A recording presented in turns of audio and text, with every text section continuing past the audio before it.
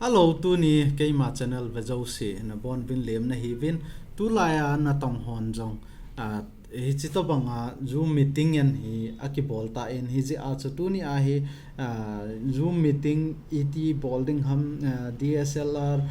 camera ho webcam a za a et connect bolding ham ti na ana se yu hitin aji chu phat ma sa chu unboxing na long in a veta win na mu so ke deu ka ta sanin web camera Canon 200D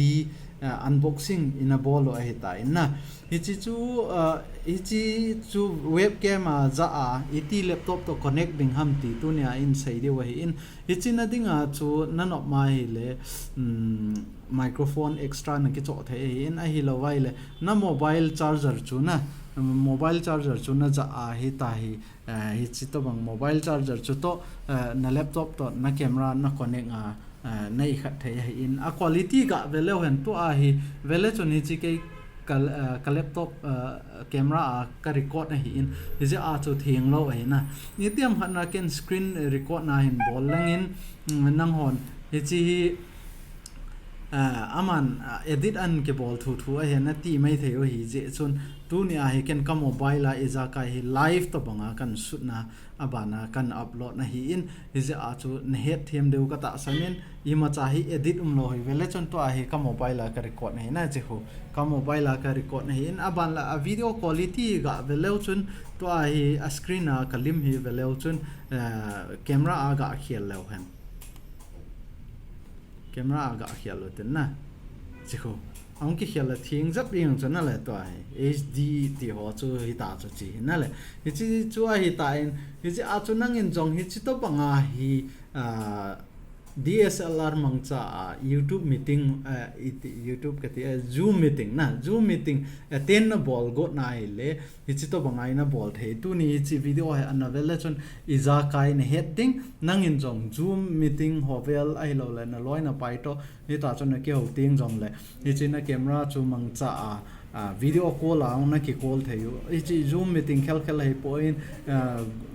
duo ho vela ang ai lo le WhatsApp Facebook ho ajong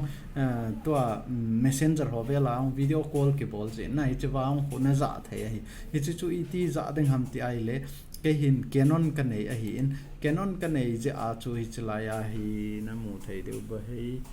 chlaya Canon software na chi EOS utility ti hi na download dewa hi in hi pen he na chi na download in aban le Zoom meeting na dinga chu hi chawa hi Zoom software hi na ki download na hi chi te ni chu na za thai he na hi chi te ni chu ngai cha dinga hi in aban le ipi ngai cha ding ham ti ai le chiwa ka sei ma banga chu USB mobile charger na chi USB mobile charger chu lang khat na ho mobile na to na lang pa khoi chelai camera na to ding aban le alang khat charger adapter na ton jina pen chu chewa hi khana na to ding hi laptop ma na to ding aban le hi chi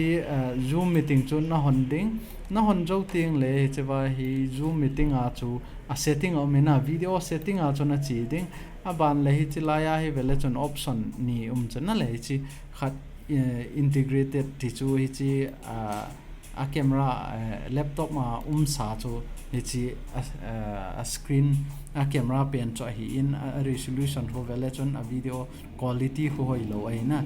ai lai chalaya chekit nin lang chewa EOS webcam a he chekit la chon he chewa hi a quality ho ki khel ai na he ta chu e ga aten ai le standard deu cho loi pain ilim ho he ta an mo tieng jong le vet nom ama ho ding ang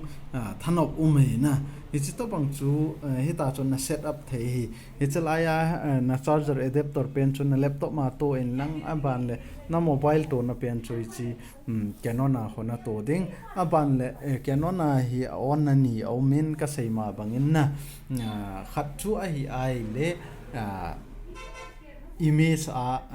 photo ho click na ding hi in khat pa choi le video record na ding hi in video record na ding pa chu na on ding hi na on zo ting le hi ta chu na computer zoom meeting na che ding a ban le chiwa video setting a ko na hi chalaya hi na select the na chalaya ko na na select ding ai hoi chi na za no ha na chiwa eos na selecting a ban le chi dung zo ya chu na za the hi a ban le hi chi na voice ho zong hi chalaya laptop ma hi ki record thaya hi in a hin la laptop ma na record na le chun hung thieng lo ding ai na hung thieng lo ding ai ji a chu a thien na ding a chu microphone external na to no mai le na laptop ma chu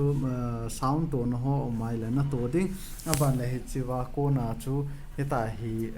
nangin ep microphone na za nom ham he chi dung ju ya chu na za the hi ai lo wai le to a hi vele chon ken hi che ba hi khat ka jang in na nge chala ya hi khat ka za hi chi pa hi vele chon he chi to bang hi na za the yo hi ji a chu nangin microphone i to bang na za nom ham he chi dung ju ya chu na za the hi na no ma le ke to bang a he ta hi na he che pa hi na za the hi he chi